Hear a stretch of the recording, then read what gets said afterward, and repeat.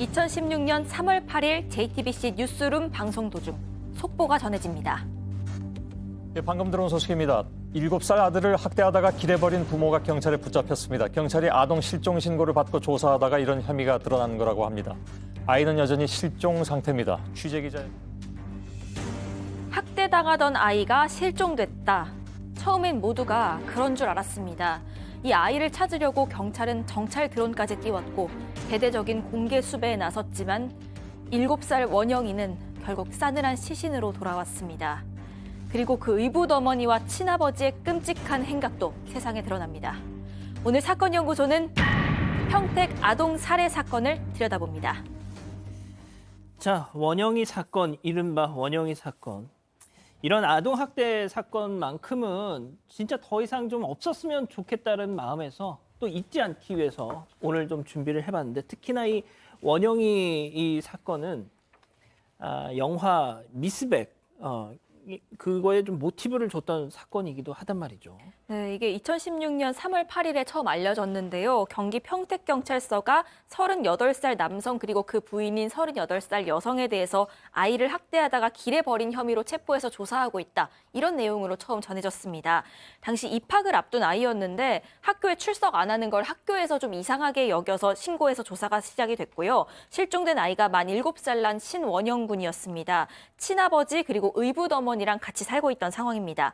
10살 난 첫째도 있었는데 이 큰아이는 친할머니 집에 있었습니다. 그런데 이 첫째가 계모가 동생과 자신을 학대했다. 이런 진술을 했기 때문에 정식 수사에 들어가게 됐고요. 그렇게 수사가 시작됐는데 전날 오후에 이 부부가 자택 인근 호텔에 투숙하고 있다는 이 첩보가 들어옵니다. 어허. 아무래도 극단 선택할 가능성이 있지 않냐 이런 우려가 좀 생겨서 급습을 하게 됐고 그 자리에서 체포를 했는데 이렇게 체포된 이 부부는 아이가 대소변을 못 가려서 부부싸움을 계속했고 그러다가 길에 버렸다. 이렇게 진술했습니다. 그리고 그 호텔에서는 실제로 소주 4병 그리고 수면제 이런 것들이 발견되기도 했습니다. 자, 바로 구속영장이 신청이 됐고요. 그 다음 날 법원에 출석했습니다. 그 부부 모습 잠깐 보고 가시죠. 아이한테 학대한 사실 있습니까? 때리거나 그러지 않았습니다. 정말 모르셨어요? 네, 잘 몰랐습니다. 베란다에서 키 있었다는 얘기도 있는데.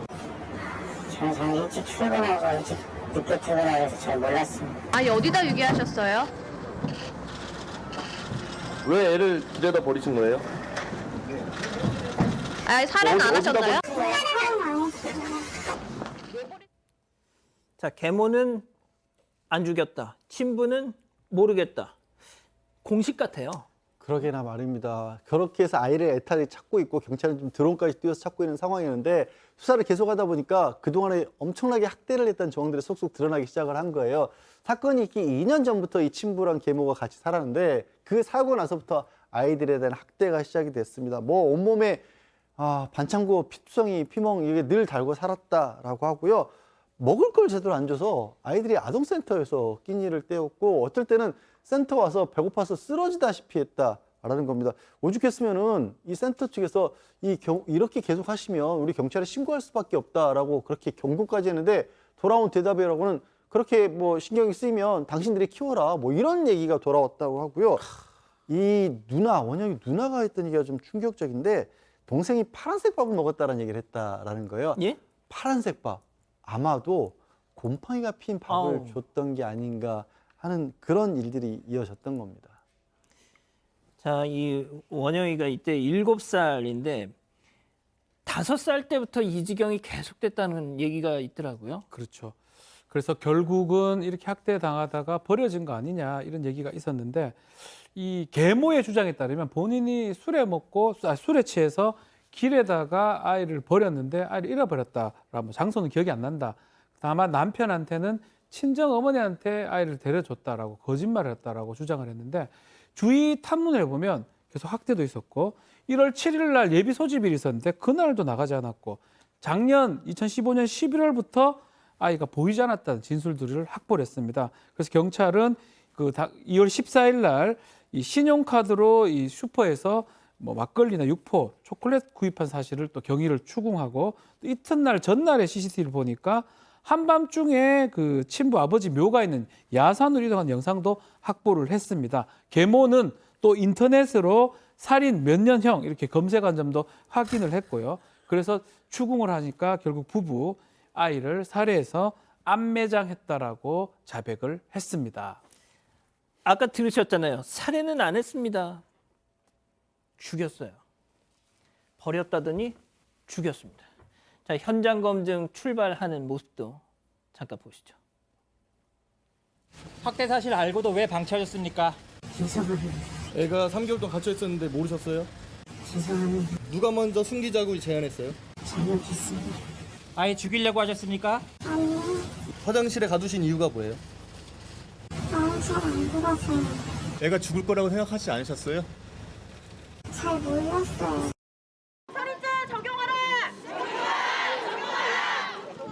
너무 소름 돋고 똑같이 당하게 했으면 좋겠다는 생각이 들어요. 저희가 그래갖고 오늘 락스랑 이런 거 준비해갖고 왔거든요.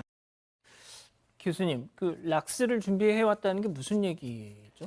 저게 이제 아이 몸에서 락스로 추정되는 그런 그 섬유화 현상이 발견이 된 거예요. 아이 몸에서. 몸에서. 그러니까 이제 어떻게 보면 그냥 그 목욕탕 같은 데 던져놓고 위에다가 락스를 갖다 이렇게 뿌렸다라고 우리가 추정을 할 수가 있어요. 이 몸에서 섬유화 현상이 있었고. 그리고 저는 좀 그 주목을 하는 것이 이 아이 시신이 평택 야산의 친부 아버지 묘 근처에 생매장됐거든요. 안매장됐거든요. 그런데 이 그 아버지가 돌봐줄 거다 이렇게 생각을 했다라고 하고 아까 뭐 어떤 얘기 나왔냐면 막걸리 육포 초콜릿 구입했다 그러잖아요. 예. 제사 지냈다는 겁니다.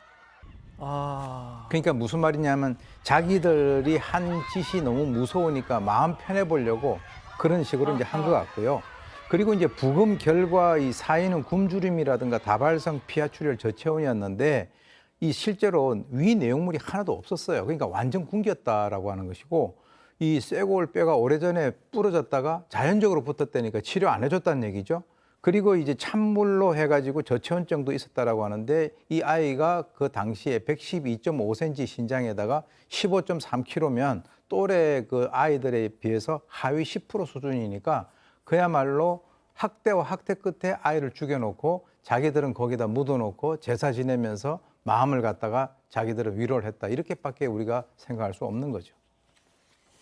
아, 자, 이 기자가 이 아이가 도대체 어떤 일을 그 2년 동안 겪어야 했는지를 조금만 더 구체적으로 전해주시죠.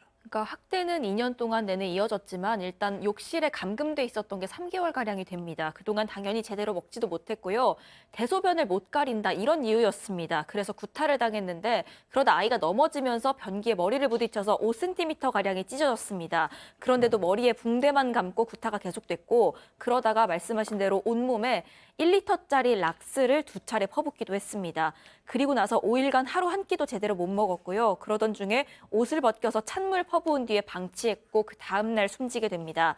당시 아이 인기척이 잦아들어서 친부가 화장실 문을 열고 확인을 좀 해봤다고 합니다. 그랬더니 아이가 숨을 헐떡거리면서 엄마를 부르고 있었다고 합니다. 그걸 보고 친부가 병원에 데려가자 이렇게 얘기를 하긴 했는데요. 계모가 그러면 우리가 학대한 사실이 드러난다라면서 반대를 했습니다. 그러다 결국 숨졌고 이 시신을 이불로 싸서 베란다에 방치하다가 열흘 만에 결국 암매장을 했습니다. 자, 양 변호사님, 저희가 이런 사건들 많이 전해드리지만 도대체 무슨 억하심정이 있어서 아니 그냥 뭐 이렇게 뭐 밥 안 주고 이런 거 아니 막 락스를 뿌리고 고문을 한 거잖아요, 저거는. 그러게요. 지금 말씀하신 거하고 관련돼서 제가 꼭 한 가지 추가로 말씀드리고 싶은 게 있는데 결국에 이자들에게 적용한 게 부작위 살인죄거든요. 그러니까 아이를 구해주지 않아서 죽음에 이르게 만들었다는 겁니다. 생명이 위험에 처해 있는데. 근데 생명이 위험에 처한 게 이 사람들이 학대를 해서 그런 거지. 저는 이거를 부작위가 아니라 이거는 명백하게 죽였다라고 봐야 된다고 아니, 당연하죠. 주장하는데 어쨌든 법적으로 부작위 살인만 적용을 한 거예요. 물론 처벌을 강하게 하긴 했지만 이거부터가 저는 아동학대에서 잘못돼 있다라고 보는데 근데 진짜 도대체 왜 이런 짓을 했는지 이게 더 기가 막힙니다. 이게 나중에 누나가 있었다고 했잖아요. 예. 누나는 할머니에게 보내고 나서 이제 원영이만 남았잖아요. 이 계모라는 사람이 저 아이만 없으면 내 남편이랑 행복하게 살 것 같다는 생각을 했다라는 거예요. 그래서 문자를 보내서 재빨리 고아원에 갖다 버려라. 이런 식으로 부추기다가 그게 결국에는 아이를 학대하고 굶겨 죽이는 데까지 이르렀다라는 거고요. 진짜 기가 막힌 건 그렇게 해서 결국 원영이가 이게 숨지고 나서 시신이 여전히 베란다에 남아있는 상황에서 이제 그럼 우리 새로운 삶을 살자, 우리끼리 아이 갖자라고 해서 정관수술 상담을 받았다는 겁니다. 그리고 새로 태어난 아이의 이름도 원영이라고 짓기로 계획을 세웠다는 겁니다. 정관 수술, 아이를 죽이고 나서 정관 수술 보건 상담을 받고 또 새로 그렇게 해서 태어날 아이의 이름을 원영이로 짓기로 했다. 하하. 네, 그런데 심지어 사망 추정 당일에 이 친부는 족발이랑 소주를 시켜 먹었습니다. 그리고 나가서 술을 더 사오기도 했고요. 이 계보는 모바일 게임 결제를 했습니다. 계보는 이전 해부터 7개월 동안 모바일 게임에만 4천만 원을 썼고 홈쇼핑에서 2천만 원을 썼고 남편 외에는 교류하는 인간관계도 거의 없었습니다. 그런데 이들은 살해 후에 강원도 지인한테 아이를 보낸 것처럼 입도 다 맞췄습니다. 그래서 이 아이가 살아있는 것처럼 보이게 하려고 원영이 잘 있겠지? 이런 내용으로 문자까지 주고받았습니다. 알리바이를 꾸민 그리고, 거죠. 맞습니다. 그리고 차 안에서 원영이가 마치 살아있는 것처럼 들리는 대화를 나눠서 일부러 그 대화 내용이 블랙박스에 녹음되게 하기도 했습니다. 이것 때문에 수사 초기에 아이가 살아있는 거 아니냐 하면서 찾으면서 이렇게 혼란을 겪기도 했던 거고요. 그만큼 치밀한 모습을 보였습니다. 제가 교수님께 마지막으로 좀 여쭐게요. 자, 박 변호사님. 네. 정말 지들이 그렇게 그 알콩달콩 살고 싶었으면 원영이를 친엄마한테 보내면 되잖아요. 친모는 또 면접 교섭권을 법적으로 행사할 수 있습니다. 그렇지만 이 친부는 친모의 면접 교섭권을 계속적으로 거부를 했던 것으로 알려져 있고, 그래서 이 원영이의 이모부 얘기에 따르면 엄마만 좀 봤더라도 이런 어떤 끔찍한 일은 일어나지 않았을 것이다, 이렇게 얘기를 하고 있고요. 친모 아이하고 연락들이 끊기니까 너무 보고 싶다라고 하면서 계속적으로 보고 싶다는 얘기를 했었는데 좀 충격적인 게 있습니다. 원영이의 누나가 엄마한테 썼던 편지가 당시에 이제 JTBC를 통해서 보도가 됐었는데요. 엄마 사랑해요. 아프지 말고 잘 지내세요. 원영이가 많이 보고 싶어 하고 있어요. 새엄마가 집에 돌아오는 대신에 말 한마디 못하고 밥은커녕 김밥만 먹고 있습니다. 또 걱정하지 마세요. 저희는 잘 지내고 있으니까요. 사랑해요. 라고 이제 아주 엄마를 그리워하는 내용의 편지를 보냈고요. 사건 발생 후에는 원영의 누나는 친모가 데리고 간 것으로 알려졌습니다. 자, 뭐 별로 기대는 않지만 재판부의 판단은 어땠습니까? 자, 계모가 1심에서는 징역 20년, 그다음에 친부는 15년이 나왔고요. 항소심에서 조금 올라가긴 했습니다. 27년하고 17년이 나왔는데 제가 아까 부작위한 살인이라는 게 문제다는 지적을 말씀드렸잖아요. 한번 이렇게 생각해 보시죠. 갑자기 어느 날 아이를 흉기로 한 번에 애를 죽인 것과 이렇게 몇 달, 몇 년을 학대를 해서 애가 결국 죽게 만든 것과 아이 입장에서 고통이 어느 쪽이 더 컸을까요? 근데 이게 낮아진 게 결국에는 직접 살인이 아니라는 게 가장 큰 원인이 되는 거예요. 근데 피해를 이게 숨진 아이 입장에서는 훨씬 몇 배가 고통스러웠을 겁니다. 자, 교수님. 제가 오늘 이 원영이 사건을 보면서 다시 저도 오랜만에 리뷰하면서 정말 소름 끼치게 놀랐던 게 뭐냐면 지난해 있었던 인천 초등생 시우 있지 않습니까? 네. 완벽히 똑같습니다. 이 구조가. 네. 예? 아니, 이 사건 났을 때 그 시우 친부 계모라는 사람들도 이 뉴스 보면서 아이고 저것들 사람도 아니야 분명 그랬을 거란 말이죠. 예? 자기 눈에 있는 남의 눈에 있는 거는 자기 눈에 대들보가 있는데 남의 눈에 티를 갖다 얘기하는 거와 마찬가지인데요. 사실 저는 이제 어디서 좀 충격을 받았냐면 아이를 죽이고 난 뒤에 수사 초기에 혼선을 주기 위해서 녹음을 한 거, 이 교활하지 않습니까? 인간과 동물의 차이점이라고 하는 것은 지능이 조금 높고 언어를 사용을 한다라고 하는데 저는 개인적으로 우리가 아주 나쁜 사람을 갖다 금수 같다, 동물 같다 이렇게 표현하는 것을 이런 사건들을 보게 되면 과연 우리가 제대로 표현을 하고 있는 것인지 동물들에게 미안한 그런 느낌을 갖는다는 것이죠. 그래서 제가 봤을 때는 앞으로 저런 사람들을 물론 27년, 17년 이렇게 나왔습니다.만 신상 공개해야죠. 그러니까 저는 말입니다. 개인적으로 그렇게 봅니다. 예. 그러니까 말입니다. 오늘 참 화가 나네요. 사건 연구소 이렇게 정리하고요.